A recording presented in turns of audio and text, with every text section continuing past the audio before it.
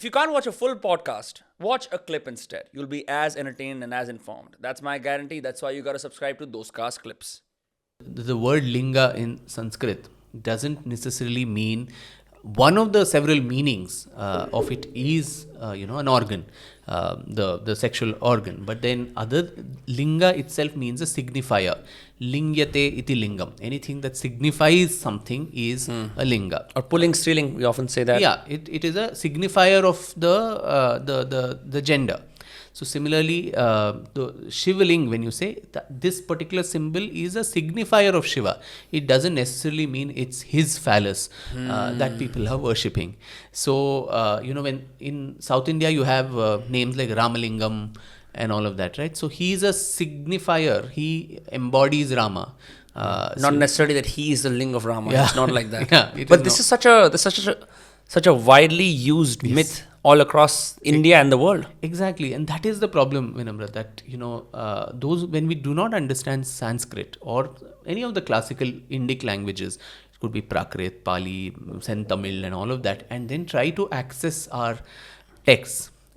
These could be spiritual scriptures, or it could be historical texts.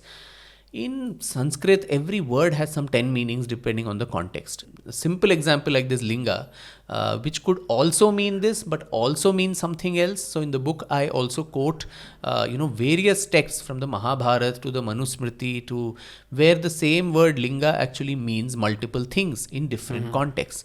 And none of them actually refer to the sexual organ.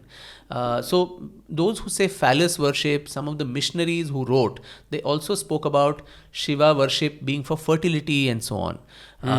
But I mention in the book that when we go and worship in a Shiva temple, that is not in our mind. Never. Women are not going there to bear children. One of these, Peter Mandi or Tavernier who came there, he says, maybe that is why most of the women who go there, who are childless, they go and pray to get children, and maybe because he's the phallus, that is why they get children. This is also a very common myth. I've also read this as India, the land of phallus worshippers and Snake charmers and all of that, right? Yeah. So which is not going on in our minds when we go to a Kashi Vishwanath or any other Shivling and do our. In fact, there are demigods for childbirth Yes. in small cities and rural villages, right? Yes. That don't have the same significance that Shiva does. Correct. Where people go for those purposes. Correct. Yeah.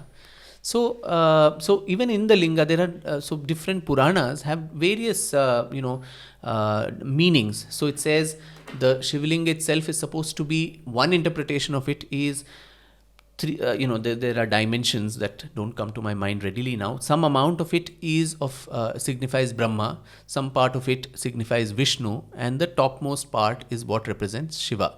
And the Brahma part is the one which is underneath that, the argha that is there, the round oval seat.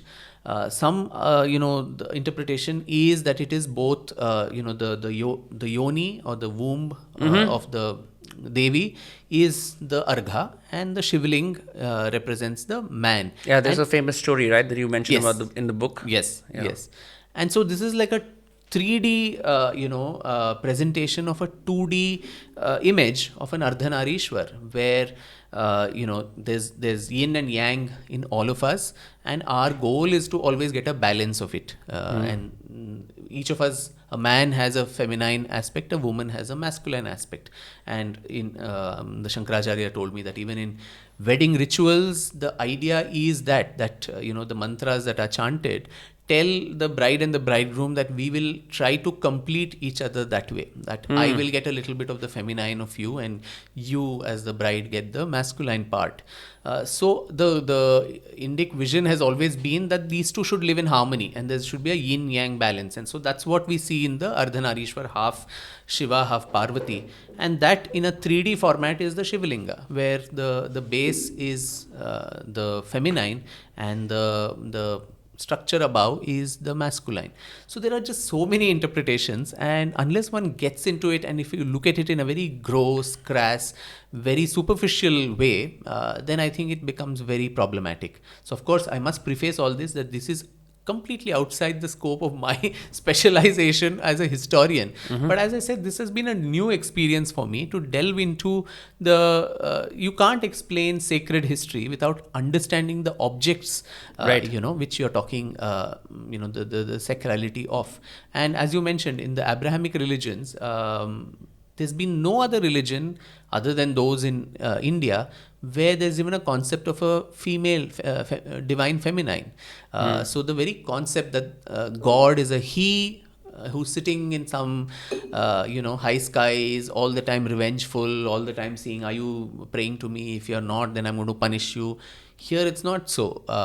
There's both man and woman, and some say Adi Shakti. She's more powerful than the male gods that we have in the pantheon. So for them, the conceptualization itself that this doesn't necessarily mean the vulgarity of sex, and secondly, sex itself was not considered vulgar in the Indian imagination as it was in the Islamic or the Victorian era.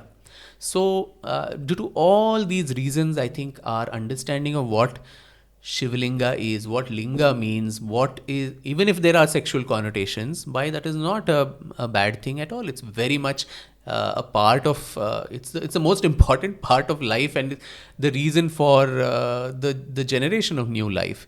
And just as cremation and funerals are a part of life, this is also a very important part of life, which need not be shunned or looked down upon as something inferior, something vulgar, Right. something that Must be repressed and hidden away. Correct.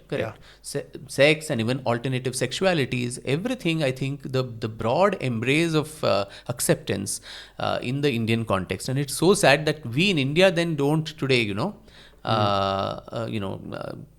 hark back to traditions and say even alternative sexualities are something that are deviant and unnatural, whereas everything is kosher when it comes to the Indian imagination in the past.